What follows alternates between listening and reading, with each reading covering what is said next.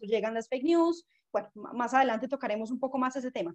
Sin embargo, quería decir que en la web en la que estamos ahorita, que es la 4.0, es una web en la que previa la multiplicidad de información, la multiplicidad de contenidos, incluso cuando nos vayamos a tocar ahora más adelante el tema de los medios de comunicación, ahí también es muy importante decir que hoy en día prima el consumo de información por encima del consumo del medio.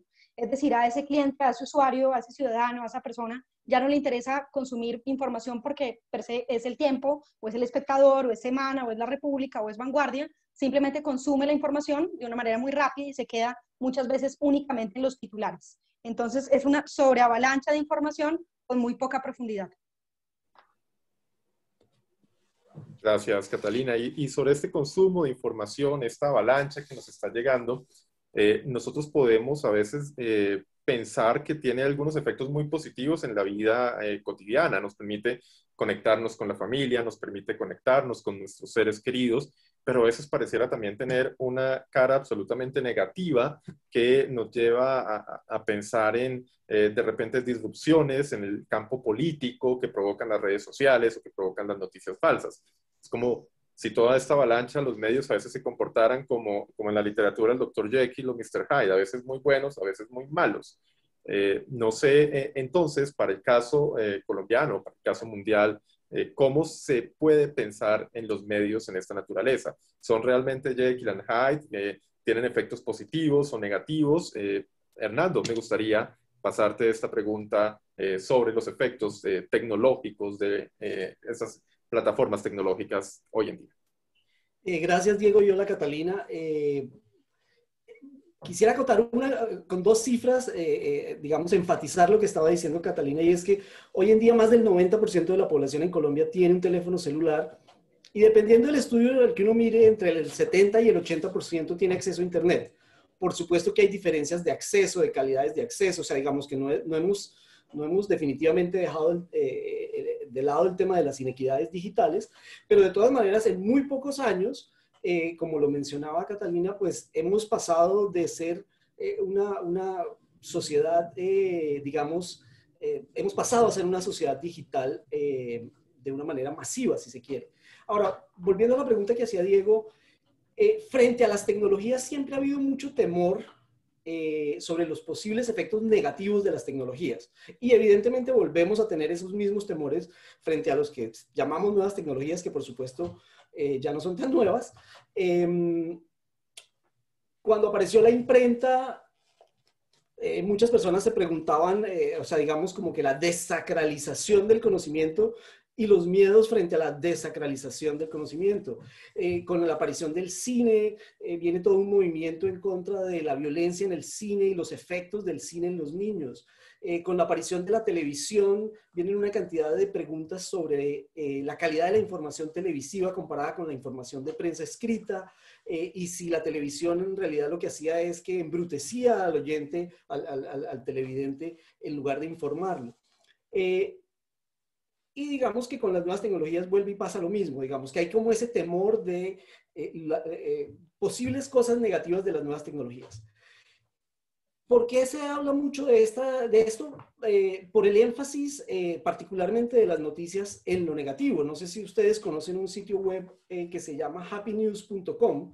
Es un sitio web que está dedicado únicamente a dar noticias positivas, pero estoy seguro que ustedes no lo conocen porque casi nadie lo conoce, porque casi nadie lo visita. Entonces digamos que las noticias tienden a enfatizar información negativa, y eso algunos autores han dicho que genera lo que se podría traducir al español como un malestar mediático, en el original un media malaise, según el cual las personas que más se exponen a medios de comunicación, a noticias, y particularmente, digamos, en esta época de redes sociales y de información de redes sociales, terminarían siendo más cínicos, más apáticos, con mayores niveles de desconfianza institucional. Y ahora vamos a entrar a hablar de este tema en particular de la confianza institucional, y Catalina tiene mucho que decirnos sobre eso. Le cedo la palabra a ella, pero antecedo diciendo que una de las cosas que nos tenemos que preguntar es si existe una relación causal entre el consumo de nuevas tecnologías y el cinismo, la apatía o la desconfianza institucional. Catalina. Listo, Hernando, muchas gracias. Sí, retomando lo que estábamos comentando al respecto de la desafección política, de muchas veces la falta de credibilidad en las instituciones, como vemos, cada vez más va en baja, cada vez más va decreciendo. Y esa desconfianza no solamente es desconfianza en el gobierno, es desconfianza en general en las instituciones públicas, es desconfianza en la fuerza pública, en los jueces, en el Congreso, bueno, en todas las Fuerzas Armadas en general. ¿Qué pasa con el tema de la desafección?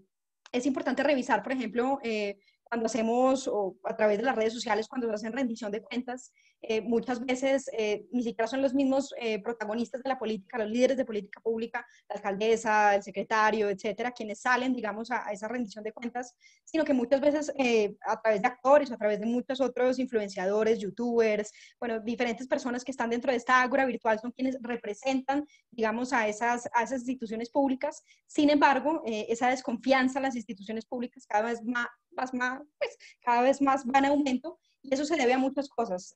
Lo principal, como nosotros lo habíamos confirmado antes, esa confianza institucional se va perdiendo en la medida en que es interesante ver la correlación, porque mientras más personas tienen acceso a Internet, mientras más personas tienen acceso a celulares, mientras más personas están conectando, más baja es la confianza en las instituciones públicas. El gobierno aquí en Colombia y en muchas partes del mundo ha implementado estrategias como la de Colombia a través del MINTIC. Es una estrategia que se llama Gobierno Digital, seguramente muchos la conocen. A través de este tipo de estrategias, lo que hace o lo que intenta hacer el gobierno es crear una especie de sinergia con ese ciudadano, una confianza, comunicarse de una manera mucho más directa, como esa idea que tuvo Tim Berners-Lee, el padre de la web, cuando creó la web, es que fuera un espacio de inteligencia colectiva, donde todos pudieran aportar, donde todos tuvieran una voz y un voto. Pues hoy en día no es tan así, ¿no? Digamos que las instituciones públicas han intentado permear también esa esfera y han intentado a través de las redes sociales y a través de las estrategias de comunicación política digital lograr conseguir que más seguidores se enteren de las políticas públicas, se acerquen al gobierno, no lo vean tan burocrático, no lo vean tan lejano. Sin embargo, esto no funciona. En realidad, cada vez nosotros estamos revisando en este tipo de estudios, por ejemplo, en este que hicimos con Hernando, vemos cómo cada vez el celular va tomando un rol mucho más protagónico, el acceso a Internet va tomando un rol mucho más protagónico, pero la confianza en las instituciones públicas cada vez más va en la baja. Sin embargo, hay muchas estrategias que se están creando desde el gobierno nacional, distrital y locales, que buscan que ese ciudadano se sienta un poco más cercano con el Estado. El Estado siempre ha sido engorroso, el Estado siempre ha sido burocrático, clientelista, lejano. Entonces, finalmente esas estrategias, esas sinergias digitales, lo que buscan es que ese ciudadano se sienta un poco más cercano, que confíe más en las instituciones públicas. Catalina, Hernando, uno de los temas con los que invitábamos a nuestros participantes el día de hoy era una reflexión sobre la cohesión política, sobre el impacto que tienen estos medios sociales en los propósitos efectivos de tener una comunidad política, los cambios que se han producido en este escenario. Me gustaría poder dirigir la conversación hacia allá. En este propósito de cohesión política, no sé si primero tal vez con Hernando y luego con Catalina, pudiéramos avanzar, por ejemplo, por cómo estamos de cohesión política en estos momentos en Colombia, qué ha pasado en la idea que nosotros teníamos de una cultura cívica y democrática de hace unos años a esta parte. Nosotros podemos en ese momento decir que contamos con una muy buena cultura política, que encontramos ese propósito de cohesión acá. Entonces, no sé si primero con Hernando pudiéramos discutir un poco de ese proceso. Gracias, Diego. Pues digamos que cuando uno piensa en cohesión política, en últimas se está pensando un poco en cierta cohesión social, en cierta cohesión política en torno a la organización social.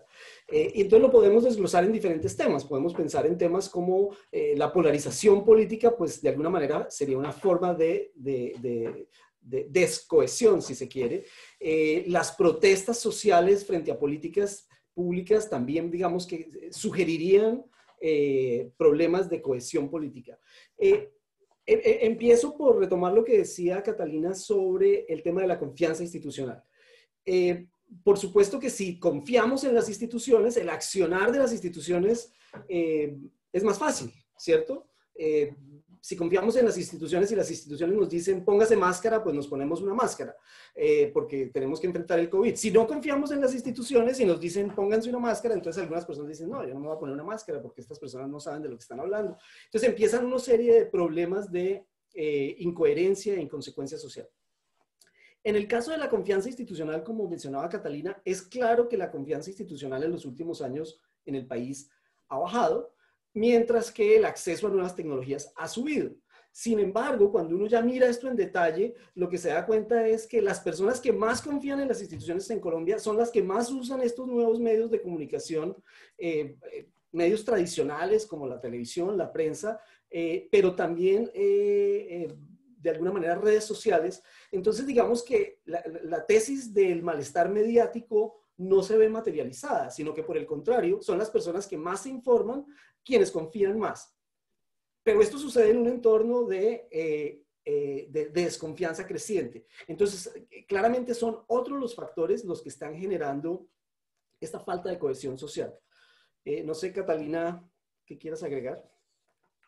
Sí, bueno, ahí hay otra cosa muy interesante y es que, por ejemplo, cada vez que nosotros buscamos algún tema político en la web, hacemos una búsqueda en Google, esa información que nos arroja, nosotros creemos que es la verdad, ¿no? La verdad de la información, lo que está ahí, realmente lo que nos arroja es lo que nosotros queremos ver, porque es una web predictiva, es una web que conoce nuestros intereses, nuestros ideales, incluso nuestra afiliación política, nuestro consumo, hacia qué cuentas seguimos, hacia qué cuentas no. Entonces, finalmente, esa información que nosotros encontramos es información que está acorde con lo que nosotros siempre hemos consumido. Es decir, nunca nos bajamos del ascensor, nunca nos cambiamos de ahí, nunca decidimos mirar más allá de lo que yo busqué y me da la información Google o lo de que me sale en mi feed en Twitter o en Instagram o en Facebook. Es decir, simplemente me quedo con esa información y a través de eso es que empezamos a hablar de un tema muy interesante que tú trabajas perfecto, Hernando, y es el tema de la polarización política. ¿Cómo se da la polarización política en las redes sociales? Creemos que la polarización política, gracias a las redes sociales, se está proliferada y muchas veces la gente tiende, digamos, a que este es un lugar, esta es una comunidad que es heterogénea, que es muy distinta, pero es distinta porque nosotros, con nuestro consumo informativo, con nuestro consumo mediático, con nuestro consumo de redes, con nuestros hábitos de consumo digital, hacemos que siga siendo así. Es decir, no nos salimos de la caja.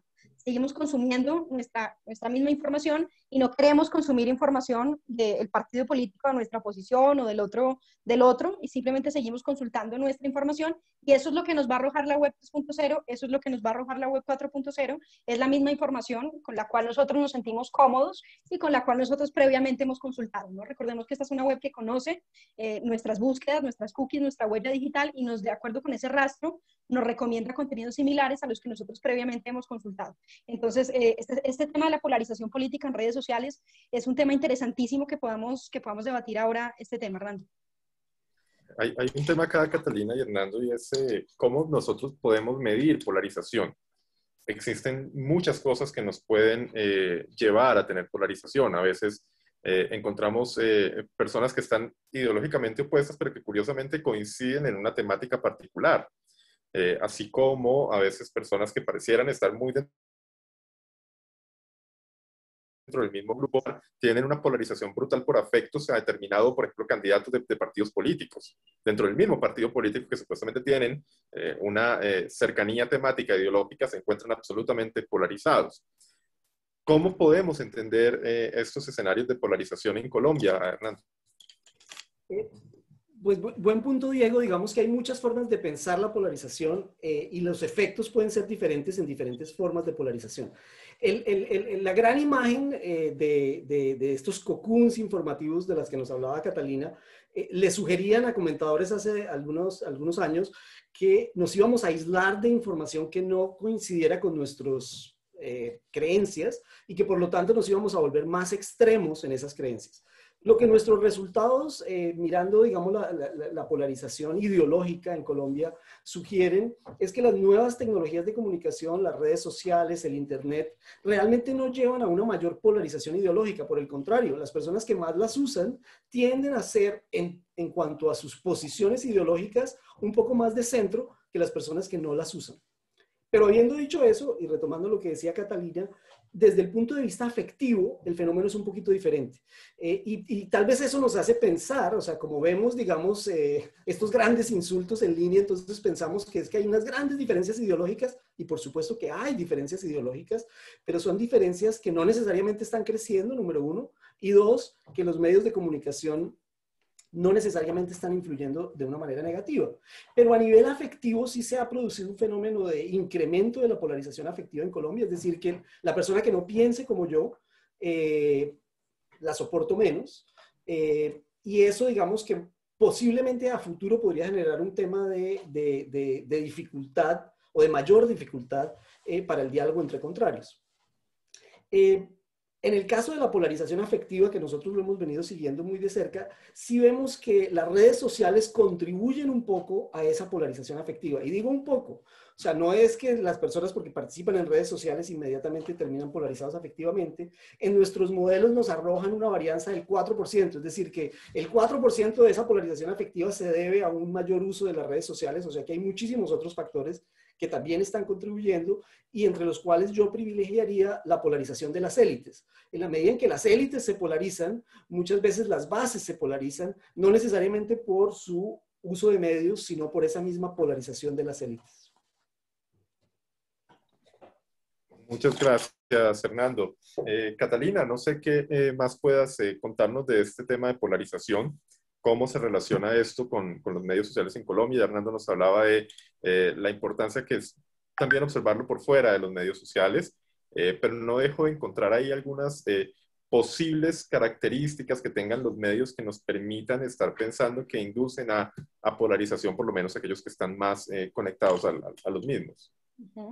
Listo, Diego. Ahí, Diego y Hernando, y es importante pensarnos que los medios de comunicación, como todos lo sabemos, tienen sus criterios, sus ideales y sus políticas y sus necesidades y responden a intereses políticos, económicos particulares, ¿no? Entonces, de pronto ese cubrimiento mediático en redes sociales, pues hace, por supuesto, que la gente se interese o no más en ese tipo de contenidos. Sin embargo, como decía Hernando, es importante ver, es una correlación, es decir, no necesariamente es la razón de, es una de las miles de múltiples razones que pueden existir, porque cuando nosotros consumimos contenidos en Internet, son contenidos que, de acuerdo con el tema de polarización política afectiva, van de acuerdo con lo que nosotros queremos ver. Digamos que lo que es diferente a nosotros, lo que no nos gusta, pues son contenidos que no vamos a privilegiar, son contenidos que queremos omitir o simplemente dejar pasar.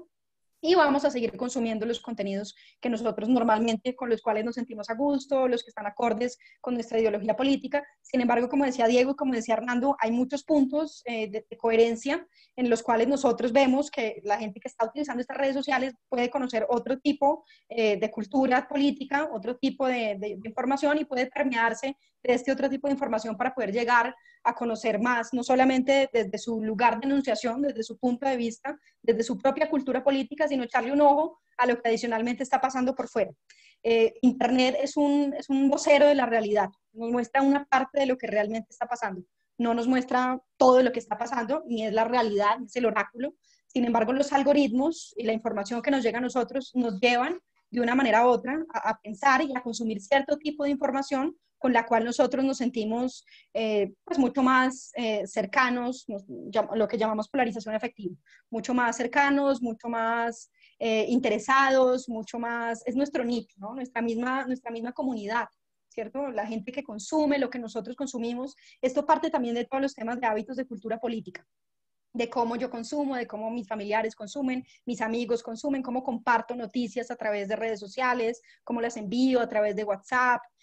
Muchas veces esas informaciones, esas cadenas que nos llegan, la mayoría de personas confía en que si lo envió Pedro Pérez fue porque me lo envió Pedro y es información correcta, ¿cierto? Nunca vamos a contrastar la fuente, aquí empezamos a caer también en temas de desinformación, en temas de fake news, y ahí Hernando también, no sé si sería chévere contarles un poco acerca de lo que nosotros hemos descubierto, de esa confianza que nosotros tenemos cuando nos llega información a través de un familiar, a través de un hermano, a través de la pareja, información en temas políticos. Sí, ahí pasan varios fenómenos muy interesantes. El primero es que, por supuesto, todos creemos que nosotros somos capaces de detectar las noticias falsas, pero los demás no. tendemos a creer que la gente que es más como nosotros, más cercana a nosotros, también puede detectar las noticias falsas y tiende a no transmitir información falsa. La gente que es más diferente de nosotros, tendemos a creer que ellos son los que transmiten información falsa. Entonces, digamos que hay un problema ahí de percepción. Y una de las cosas que hemos encontrado en estos estudios es que esta se constituye en una ruta de la polarización afectiva. ¿Por qué? Porque si yo creo que yo puedo discriminar si una noticia es falsa o verdadera, pero los demás no, y particularmente, digamos, las personas contrarias a mí en ideología política no lo pueden hacer, mi percepción es que esas personas van a ser persuadidos por esa información falsa. Y como van a ser persuadidos por esa información falsa, pues sus posiciones cada vez van a ser más extremas o más absurdas. Entonces, digamos que hay un fenómeno ahí interesante por creernos mejor que los demás, tendemos a subestimar la capacidad de los demás y esa subestimación nos lleva a polarizarnos afectivamente porque pensamos que las otras personas van a estar afectadas por la desinformación y nosotros no. Cuando en realidad los estudios que miran desinformación pues sugieren que en realidad todos somos bastante malos en detectar cuando la información es falsa o no. Tendemos a creer que algo que está de acuerdo con lo que pensamos no es falso y que algo que no está de acuerdo con lo que pensamos puede ser falso. Pero nuestra capacidad real de detectar cuando información es falsa o no es bastante limitada, pero nosotros, digamos que pensamos que no es así. Yo quisiera llevar la conversación otra vez al punto inicial donde Diego nos preguntaba cuál es esa herramienta que cambió, cuál es esa herramienta que nos llevó a la disrupción tecnológica, y ahí estamos hablando del celular. Cada vez más son los usuarios que tienen acceso, digamos, a la telefonía móvil, y antes veíamos que las computadoras eran difíciles pues eran inaccesibles, ¿no? Por su costo, en muchos años antes, cuando eran muy pesadas, cuando no se podían transportar, hoy en día por su costo. Si nosotros vemos hoy en día, por ejemplo, el tema de educación, a través de este tipo de plataformas en Zoom, la mayoría de estudiantes a nivel mundial se conectan no solamente desde sus computadores, porque muchos no tienen acceso al computador o a la tableta, sino desde sus celulares. Es decir, la mayor cantidad de la población a nivel mundial tiene acceso a los celulares. A través de estos celulares nosotros generamos una dependencia y una sobrecarga cognitiva que lo que hace es que siempre estemos cansados de consumir información y, como lo decíamos al inicio, nos quedemos únicamente con los titulares, sin consultar a fondo lo que realmente está pasando, sin entender la noticia, solamente quedándonos con los titulares. Y en el tema, digamos, de la infodemia, de la pandemia, esto ha sido también bastante controvertido porque es mucha información la que está en la web y muchas veces la gente únicamente se queda con el titular sin ir mucho más allá, sin ir a la fuente, sin, como lo dijo Hernando, sin contrastar quién lo dijo, porque nosotros creemos que nosotros mismos que tenemos una capacidad enorme y muy amplia para identificar noticias falsas y que los demás no la tienen, pero nosotros sí la tenemos, ¿no? Eso, digamos, es un tema bien interesante que podemos discutir. Hay un autor que a mí me encanta, que se llama Cristóbal Cobo. Él maneja un concepto que se llama smartphone zombies, y en eso nos hemos convertido hoy, ¿no? En estar pegados, en que son una extensión de nuestro cuerpo, en que estamos todo el tiempo conectados a ellos, en que a través de ellos podemos tener acceso a la participación política, podemos tener información en Twitter, podemos tener acceso a través de las diferentes plataformas, podemos tener una voz, un voto, una participación, hacer parte de un movimiento, trabajar temas de ciberactivismo. Bueno, a través de la web podemos hacer múltiples cosas, y a través de los celulares, digamos que hemos generado una dependencia a futuro. Digamos, se han preguntado muchos académicos si los algoritmos van a definir ese futuro, porque a través de los algoritmos y a través de nuestros smartphones, nosotros simplemente vamos como nos dice la web que vayamos, de acuerdo con la información. Elegimos no pensar. Eso es lo que nos dice Cristóbal Cobo. Y digamos que yo sería un poco más optimista en el sentido por una parte, la gente que ha mirado, digamos, la evolución del conocimiento político, porque uno pensaría, bajo esa lógica, entonces el conocimiento político de las personas se habría disminuido.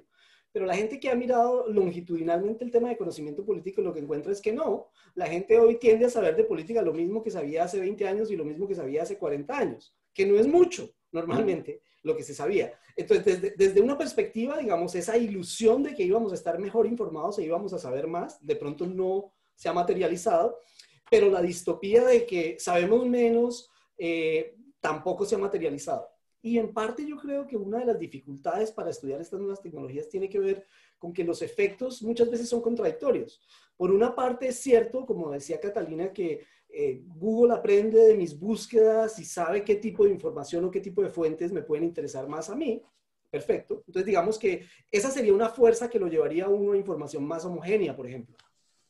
Pero por otra parte, Facebook está buscando que yo interactúe con el mayor grupo de personas dentro de mi red social que se pueda. Y entonces el algoritmo de Facebook me está exponiendo información que de pronto el algoritmo de Google no me está exponiendo a, y en ese sentido muchas veces los efectos de estas plataformas son cruzados. Puede que unos vayan en una dirección y otros van en otra dirección. Esto hace muchas veces difícil medir este tipo de efectos,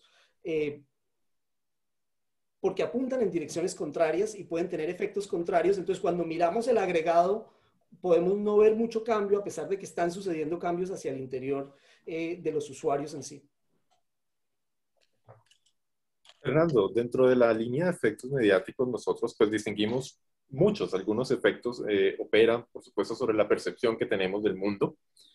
Si consideramos o no que el mundo es más hostil, o si consideramos o no que hay cohesión en el país, o si tenemos confianza o no en instituciones. Pero hay algunos efectos que van un poco más allá de las percepciones, efectos que se introducen o se relacionan también con las prácticas políticas, con la movilización social, con la movilización política, con los procesos de activismo. Como decía Catarina al inicio, el tema con los medios en la actualidad es que no es solo un tema de consumo. Aquí no solo consumimos, también producimos cosas, producimos información, puede ser verdadera o falsa, pero la estamos compartiendo constantemente. Pero una de las cosas que más producimos, creería yo, y esto es muy dado en estos ambientes mediáticos, es llamados a la movilización. Y constantemente vemos cómo los medios sociales terminan siendo plataformas por medio de las cuales determinados grupos llaman a protestas a favor de X o protestas a favor de Y, movilización nacional a favor de tal cosa. Hay una relación también en este espacio de los medios de comunicación digitales, de los impactos de las tecnologías de comunicación en el mundo, que no solo son la plataforma, sino que también nos permiten a los que no participamos, o incluso a los mismos participantes de las movilizaciones, observar cómo transcurren estas, y eso a su vez como que genera otros llamados. Hay muchos ejemplos de cuando iniciaban las tecnologías que incluso llamaban a hacer movilizaciones digitales y luego se convierten en esta gran plataforma de organización. Entonces, para hacer como una pregunta concreta es, ¿cuál es esa relación y cuáles son esos efectos que observamos de estos impactos, de estos cambios que hemos sufrido en los últimos años en tecnologías de comunicación e información sobre la movilización social, sobre la protesta social? Sí, Diego, buena pregunta. Para cerrar el tema de la polarización, lo último que quisiera decir es que las personas que nos informamos por medios digitales tendemos a creer que vivimos en sociedades más polarizadas que las personas que no se informan por medios digitales. O sea que hay un gran problema de percepción de polarización. No quiere decir que la polarización no exista, pero la percepción de polarización suele ser mayor que la misma polarización. Entonces, digamos que ahí podríamos hablar de un efecto más o menos homogéneo y que lo hemos visto en varios países del mundo donde la gente percibe que hay más polarización a medida que se informa, particularmente por redes sociales. Y esto, digamos que, para seguir entonces con el tema de la movilización, también hay evidencia clara de la red social como agente movilizador. Nosotros acabamos de completar unas encuestas en el 2020 en el que estábamos mirando ciertos países donde ha habido protestas sociales fuertes durante el 2020 y miramos el caso de Chile, digamos que fueron esas protestas de final del 2019, principios del 20, el caso de Hong Kong y las protestas en Hong Kong frente a la ley de extradición a China, y las protestas en Estados Unidos con relación a el tema de Black Lives Matter y todas estas protestas frente al abuso policial, particularmente contra afroamericanos. Y lo que encontramos es que en esos tres países, digamos con culturas y contextos políticos muy diferentes, las personas que utilizan más los medios sociales tienden a ser movilizados más. O sea que las redes sociales definitivamente son un agente movilizador y eso lo vemos en los tres países. Después empieza a haber una cantidad de diferencias contextuales en el que algunos no sé, Telegram es utilizado en Hong Kong, TikTok es utilizado en Estados Unidos, WhatsApp seguramente es utilizado en Colombia. Entonces, digamos que empieza a haber diferencias que son contextuales sobre uso de plataformas, pero a través de todas estas sociedades, las personas que se informan por redes sociales son movilizadas a la acción, sobre todo, y esto es importante, sobre todo a la protesta pacífica. También examinamos el caso de las protestas no pacíficas, protestas más confrontacionales. Y lo que encontramos ahí son algunos cruces interesantes. Por ejemplo, las personas que se informan por televisión, noticias por televisión, en Chile y en Hong Kong tienden a participar menos en protestas. Digamos que hay como un efecto un poco conservador, si se quiere, en Chile y en Hong Kong, no en Estados Unidos, de la televisión. Los medios sociales para estas protestas más confrontacionales, es decir, bueno, el caso chileno, ¿no? Quemar una estación de metro, enfrentarse con la policía, ahí vemos que en el caso chileno los medios sociales están positivamente relacionados con estas protestas más confrontacionales, mientras que en el caso norteamericano y en el caso de Hong Kong no. Y con esto quiero volver un poco a lo que estaba diciendo antes, que muchas veces los efectos no son uniformes y no son uniformes a través de diferentes sociedades, a pesar de que muchas veces queremos hacer como estos grandes argumentos, ¿no? como de determinismo tecnológico, cuando en realidad depende mucho del contexto en el que estén sucediendo estas cosas. Entonces yo diría que en el caso de protesta, evidentemente los medios sociales han sido grandes movilizadores. Tendríamos que empezar entonces a examinar los resultados de la protesta, digamos, que se alimenta de los medios sociales, versus otros tipos de protestas, para ver si este tipo de protestas son más o menos efectivos. Digamos, en el caso chileno uno podría decir, bueno, una gran efectividad, el país está entrando ahora a estudiar una nueva constitución. En el caso de Hong Kong, los resultados son muy diferentes. El gobierno de Beijing lo que hace es que sigue sacando más leyes y criminaliza la protesta social. Entonces, digamos que en lugar de echarse para atrás, al contrario, decide una política de mano más fuerte. Es temprano para saber cuál va a ser el resultado final. Y en el caso norteamericano, un poco una ambigüedad frente a, pues sí, se requiere una reforma policial y algunas leyes han sido introducidas para buscar una reforma de la policía. De hecho, y con esto termino, hoy se va a conocer el veredicto sobre el policía que mató a George Floyd en Minneapolis. Entonces, digamos que seguramente, y dependiendo del veredicto, es posible que esta noche haya grandes protestas sociales en Estados Unidos. Fernando, Catalina, se nos acerca el tiempo para dar un espacio de preguntas a los invitados. Y antes de entrar en ese espacio de preguntas, quisiera cerrar con una pregunta para ustedes, como también más propositiva, justamente en este ámbito en que los medios no son necesariamente la cosa mala de la enfermedad mediática, sino que también nos ayudan en propósitos de cohesión social. ¿Qué podemos hacer para tener un mejor consumo y una mejor producción en este tipo de medios que nos permitan tener una mayor cohesión social, que nos permitan mejorar la confianza ciudadana, que nos permita participar en movilizaciones que nos lleven justamente a una idea de construcción de país? ¿Cuáles serían esos tips que ustedes verían que podemos hacer? No sé si sea en los temas de educación en medios para la ciudadanía, no sé si sea en determinadas prácticas positivas del gobierno. ¿Cuáles serían sus consejos en particular para facilitar la cohesión social a través del uso de estas tecnologías? Como esa es la pregunta más difícil, dejemos que Catalina la conteste. Perfecto, listo, esa es la actitud. Antes de contestarla, quería decir algo muy rápido con respecto a la anterior, y es que en las plataformas digitales estilo Twitter son las plataformas idóneas para la movilización social y son plataformas en las cuales cuando la gente siente que están abusando de sus derechos, que pasa algo, que matan a Dylan Cruz, que hay algo donde ellos quieran participar, quieran tener una voz, utilizan Twitter. Hay un hashtag, hay una tendencia y utilizan esta herramienta para hacer movilización social y para hacer protesta social. Entonces, ese es un punto bien interesante que quería dejar ahí. El otro del que nos está preguntando Diego, es muy importante hablar dos cosas. La primera es que este tipo de plataformas digitales son plataformas digitales que tienen multiplicidad de información y multiplicidad de contenidos. Nosotros en este momento estamos, los que están conectados en este momento a esta charla, seguramente están en WhatsApp, están en Facebook, están en Twitter, están consumiendo contenidos, tienen una sobrecarga cognitiva porque todo el tiempo están consumiendo contenidos y, como lo decía Diego, en el rol de prosumidores. Consumen y producen contenido. Una cosa muy importante ahí también es pensarnos cómo estas herramientas digitales nos permiten no solamente trabajar todo el tema de inteligencia colectiva, sino crear nuevos espacios. Es muy importante que los que estamos en el sector de educación fomentemos un pensamiento crítico frente al uso de la web, un pensamiento crítico frente a cómo nosotros nos estamos comunicando en la web, frente a nuestros datos personales, a nuestra privacidad de la información, a lo que estamos consumiendo y a qué medios de comunicación también estamos consumiendo. Hoy en día estamos en un auge de información, como lo habíamos dicho, de un consumo fast food.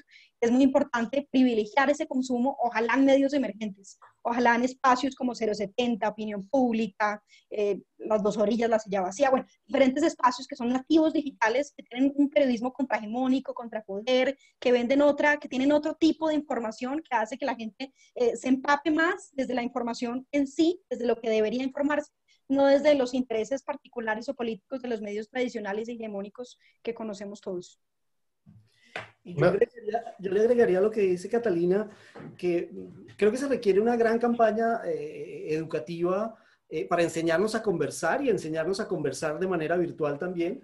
Y desde el punto de vista de los periodistas se requiere, digamos, también un cambio muy grande en nuestras prácticas profesionales que nos permitan armonizar de una mejor manera la celeridad de la información con la calidad informativa. Porque hemos dado el vuelco a la celeridad, a veces a costa de la calidad informativa. Esa es una de las preguntas, justamente, Hernando, que nos hace la audiencia, es cómo cubrir la protesta social hoy. Y coincido contigo, yo creo que uno de los temas es intentar salirnos de la lógica del directo televisivo o de la aceleración informativa de que tiene que estar en directo en redes sociales transmitiéndose, porque, como diría Byung-Chul Han, no tenemos la distancia necesaria con lo que está ocurriendo, y a veces la distancia es un tema que nos permite pensar mejor las cosas y las prácticas de compartir información. Y yo creo que esa es una de las lógicas fuertes en las que tendríamos que entrar a observar los temas de cubrimientos de protestas sociales y demás. Nosotros tenemos que actuar yo creo que el ejercicio del periodismo sigue siendo el mismo, por más de que estemos en este momento de la máquina de escribir a las tecnologías de información y comunicación, y ese ejercicio requería justamente ese proceso de distancia y de corroborar información y demás. Y creo que eso es clave e importante al momento de pensar los procesos o las prácticas de comunicación que tengan los periodistas en este punto. No sé si de la audiencia tengamos otra pregunta.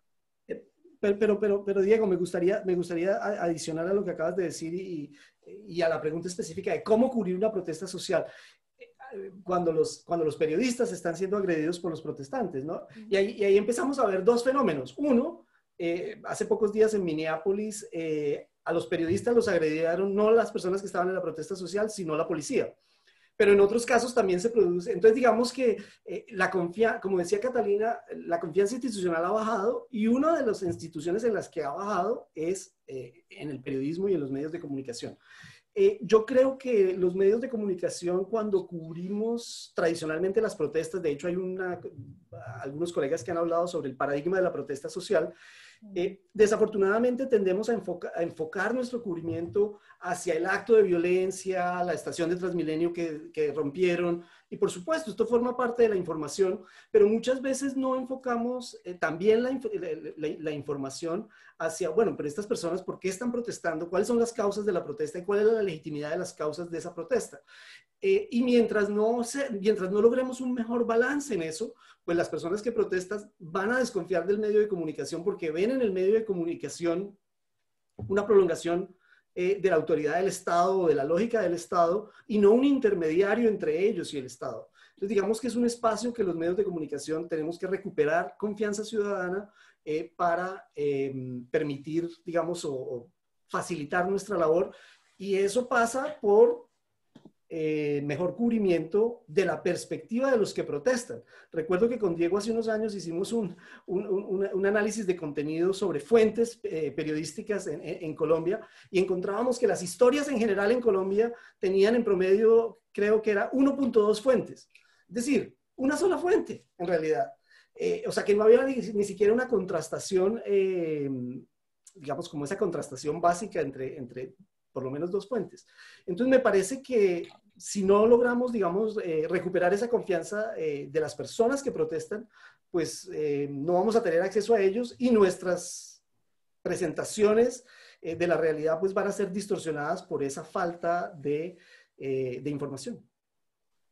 Fernando, y justo sobre ese tema nos hacen otra contrapregunta interesante. Ya no es solo cómo cubrimos las protestas, sino también cómo protestamos en la era digital.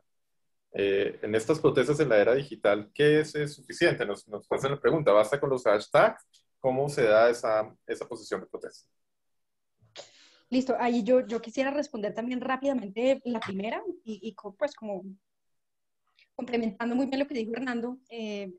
Hoy en día vemos muchos fenómenos, ¿no? Por ejemplo, el típico periodista que va con su cámara, que es un primíparo periodista, y que se para en medio de la movilización, pues obviamente digamos que va a verse afectado, ¿no? Hay que tener también prudencia en ese tipo de manifestaciones y saber que hoy en día a través de los medios digitales, como la típica frase del periodista soy yo, podemos conseguir mucha información, mucho material a través de las agencias, a través de las redes sociales, a través de los hashtags, como hacen por acá en la pregunta, sin necesidad de estar, no digo que no hay que ir a cubrir a campo in situ, claro que sí, desde una perspectiva prudente y ética, por supuesto, teniendo en cuenta que pues hay asesinatos a líderes sociales, hay asesinatos a periodistas, etcétera, todo lo que nosotros ya, digamos, sabemos. Otra cosa importante es saber cubrir la información, hablando, como lo decía Hernando, contando también esas cosas buenas, contando el motivo, no satanizando, digamos, a los protestantes, a los que son vándalos, ¿no? ¿Por qué están protestando? Ah, por el derecho a la educación. Ah, porque mataron a un estudiante. Ah, porque la protesta social, la policía, tal cosa. ¿Cierto? Digamos, dándole el trasfondo que requiere la situación y el tema. En el chat nos dicen, ¿y cómo protestar en la era digital? ¿Basta con los hashtags? No, nunca basta con los hashtags. Clave crear diferentes contenidos multiplataforma. Hoy en día nosotros con nuestros dispositivos móviles podemos crear infografías interactivas, videos, contenidos de Night Lab, herramientas, diferentes contenidos multimedia que hacen que ese usuario final que ya no se entera de la información como lo hacía antes, que es consumiendo únicamente texto, hoy lo hace por un podcast, hoy lo hace por imágenes, hoy lo hace por video, hoy lo hace por múltiples contenidos de multipantalla y multiplataforma que hacen que tenga una perspectiva 360 y mucho más amplia de los acontecimientos. Así que el hashtag es solamente una parte de la estrategia de comunicación digital en el marco de un movimiento de una protesta social. Y en ese contexto del hashtag ha habido como una preocupación, lo que algunos en Estados Unidos denominan el slacktivismo, como pensando, bueno, este activismo digital que se queda solo en lo digital, yo tengo mi hashtag, yo protesto digitalmente, ¿no será una forma de distraernos de la verdadera protesta social, de lograr verdaderos cambios? Las personas que han estudiado esto llegan a la conclusión de que normalmente las personas que son más activas en la protesta digital también son las personas que son más activas en la protesta en la calle. Entonces, digamos que no hay una oposición entre la calle y lo digital, sino que más bien hay una continuidad entre la calle y lo digital. Perdón, un segundito, Diego y Sí. Hernando, yo quería decir algo más, y es que a través de esos hashtags y de esa movilización, de ese ciberactivismo, como lo decía Hernando, siempre hay dos caras de la moneda, hay un lado positivo y hay un lado negativo. En el lado positivo, pues claro, podemos todos tener una voz, participar del diálogo, movilizar opinión pública, pero en el lado negativo también podemos construir discursos de odio, ¿no? La toma del Capitolio, bueno, etc. Eso era lo que quería decir. Hernando, Catalina, creo que podríamos también cerrar sobre la discusión misma de cohesión con una pregunta bien interesante que nos están haciendo, y es sobre la polarización justamente ideológica que ya habíamos conversado. Y la pregunta es, más o menos la voy a replantear así para la audiencia. Nosotros estamos observando la polarización ideológica entre contrarios y la hemos visto, por supuesto, en las redes, particularmente amplificada en los grandes líderes de opinión. Pero además de esa polarización entre contrarios ideológicos, que de forma de caricatura siempre la hemos visto entre izquierda y derecha, también empezamos a ver escenarios de fragmentación interna de las ideologías. O sea, dentro de una misma línea ideológica tenemos como algunas discusiones internas a partir de determinados conflictos postmateriales, como dice la pregunta, que puede ser temas de género, de ambiente o de derechos animales. Podría pensarse entonces, dice la pregunta, si en este caso la comunicación y la tecnología está reconfigurando y desestructurando estos discursos, estas instituciones que parecían ya como asentadas en la sociedad. Muy buena pregunta. Yo diría, y aquí esto es meramente opinión, yo diría que esta, digamos, comunicación digital sí tiene un gran potencial desestructurador y fragmentador. Ahora, uno puede ver la fragmentación y la desestructuración como algo positivo, también lo puede ver como algo negativo. Creo que uno de los grandes retos es que frente a la desestructuración, digamos, de las ideologías y a la fragmentación de las ideologías, que pueden tener mucho de positivo, eh, la reestructuración de una nueva ideología o la reestructuración de una nueva acción colectiva es compleja. Entonces, digamos como que, por un lado, las redes sociales o digamos, las nuevas tecnologías facilitan estos nichos y estos fragmentos y el intercambio de opiniones entre estos fragmentos, pero los mecanismos para después convertir esos fragmentos de nuevo en una visión de sociedad cohesionada no son tan claros. Pongo como ejemplo el caso chileno. Las protestas chilenas, digamos que, o sea, convergieron muchas personas con todo este tipo de, o sea, temas de género, temas ambientales, temas políticos, temas económicos. Ahora, en el momento de pasar a, bueno, ¿y ahora cómo concretamos esto? Se vuelve un modelo muy tradicional que es, bueno, una asamblea constituyente, unas elecciones. Entonces, digamos que todavía está pendiente por desarrollarse ese paso de si desestructurar es bueno, ¿cómo utilizamos estas nuevas tecnologías para estructurar? Y ahí no lo tenemos muy claro porque digamos que creo que hay mucho subdesarrollo en el tema de gobierno en línea. Cuando digo subdesarrollo y gobierno en línea, fantásticos avances en darle información al público, cosas que se pueden hacer digitalmente, etcétera, etcétera. Pero el gobierno en línea como práctica de escuchar a los demás, muy subdesarrollado. Fernando, muchas gracias. Catalina, muchas gracias por participar en este espacio de divulgación del Grupo de Investigación en Comunicación Política y de la investigación que realizamos en la Facultad de Comunicación Social Periodismo del Externado de Colombia y darnos insights sobre las formas en las que podemos entender la tecnología y los impactos sociales de la tecnología el día de hoy y particularmente su impacto sobre la cohesión social. En estos escenarios en los que estamos invitando a conocer procesos de investigación dentro de la Facultad de Comunicación Social Periodismo,